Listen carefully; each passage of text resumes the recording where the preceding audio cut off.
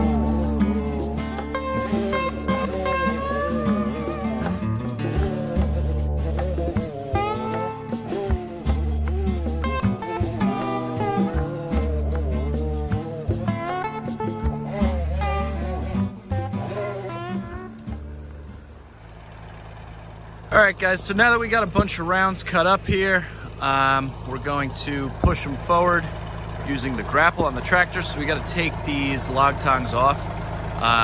It's fine to drive around and kind of have them drag around when we're, you know, moving logs and stuff, or just picking up rounds with the loader kind of up in the air.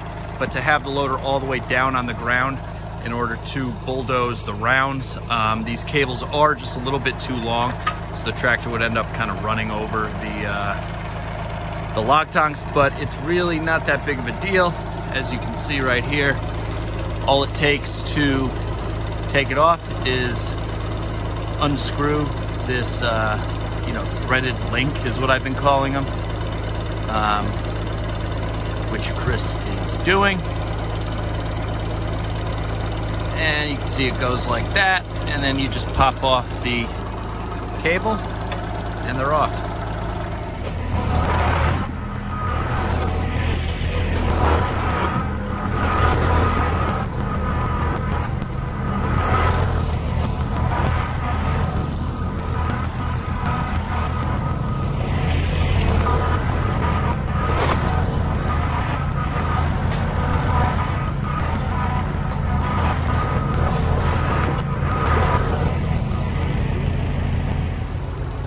Shut it off. Put the key to the on position. Toggle the switches back and forth, up and down. Good. So guys, what I was just instructing Chris on doing there is to equalize the pressure in the hydraulic lines here. That way when we go to put the grapple back on in the future, there's not one that's, you know, left with pressure in it. And by doing that, at least on Kubota tractors in specific, you shut the tractor off, turn the key to the on position, and then toggle the switches for open and close back and forth a couple times, just to equalize the pressure out. And a lot of people have told me, and I've noticed for myself, that it really does help when you then go to, you know, reattach the grapple in the future. I used to have a lot of trouble, and Chris and I would really wrench on it, and even a couple times we had to crack open the couplers or the fittings just to bleed a little pressure out. And now, ever since I was told that little trick, hasn't been an issue. So we're taking off the grapple. I just fired up the RuggedMade RS-737, and we're gonna put the pallet forks on. We got a tote over there that's maybe like a quarter full with some wood, and we're gonna keep filling it up, and then hopefully a couple more.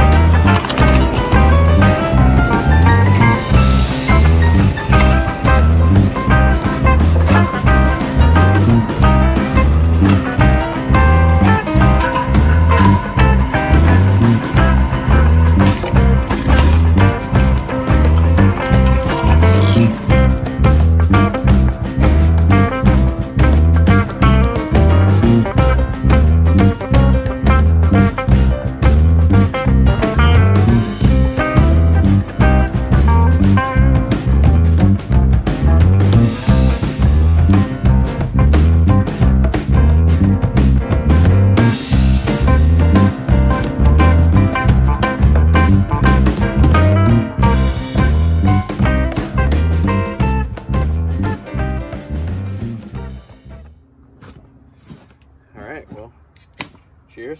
Cheers. Happy Friday. Oh, yeah. That's good stuff. Nothing's better than a beer on Friday. Yep, good old-fashioned Yellow Jackets. All right, guys. Well, that's it for this one. As you can see, we were pretty productive today. Yeah, we got like a cord and a quarter done. Cord and a quarter. It was like, well, I guess actually really a cord, because we started out with about this much in the first tote. Not sure. But I mean, hey, we'll push the envelope a little bit. But yeah, we flew through it. It seemed like the first two totes just went really, really quick. The third tote seemed to take a little bit longer. I don't know if it was maybe a little bit more knotty wood or what, but yeah, we got it all done in, I think, about an hour probably. This RuggedMade splitter, guys, I really gotta hand it to both RuggedMade and my buddy Chris, the other Chris, the welding Chris, and, you know, a lot of input that I got from people online. You know, the splitter in and of itself is a great unit, especially for the price. And then, you know, with these modifications that I did, the auto cycle, the hydraulic wedge lift, and the dump valve, it really, you know, just makes it a lot more productive. It doesn't, I mean, it does speed it up a little bit. I guess the dump valve speeds up the return stroke, but just being able to have the auto cycle and have your hands free to prep for the next round, I mean, you're on the, you know, receiving end of it, I guess. Yeah. Trying to, you know, stacking and keeping the thing fed, and, you know, you definitely stay busy. Keeps it fast paced for me, for sure. But it's a good pace, I believe, just for the two of us, the way that we've kind of figured it out. It really seems to work pretty well. You know, and again, like for the price, granted, it's not an Easton made, it's not a Timberwolf, you know, it's not a Wolf Ridge, but it definitely holds its own, and it's a fraction of the cost of those bigger, you know, big name machines. And I love it. I mean, for our operation that we got going on here, it's perfect. So yeah, that's about gonna wrap it up for this one, guys. If you're new to the channel, welcome. I'm Jake. This is Chris. Oh yeah, you normally say I it. do talk. Yeah, you talk now and then. I'm quiet normally, but you know. But thanks for watching. If you haven't done so already, hit that subscribe button. If you like this video and you like this kind of stuff in general, give us a big thumbs up. Any questions, comments, feedback, you just want to say hello, put it in that comment section below. And we'll see you here next time. This is Dude Ranch DIY. Thanks for watching. Peter Piper picked a pack of pickled peppers. Peter Piper picked a pack of pickled peppers.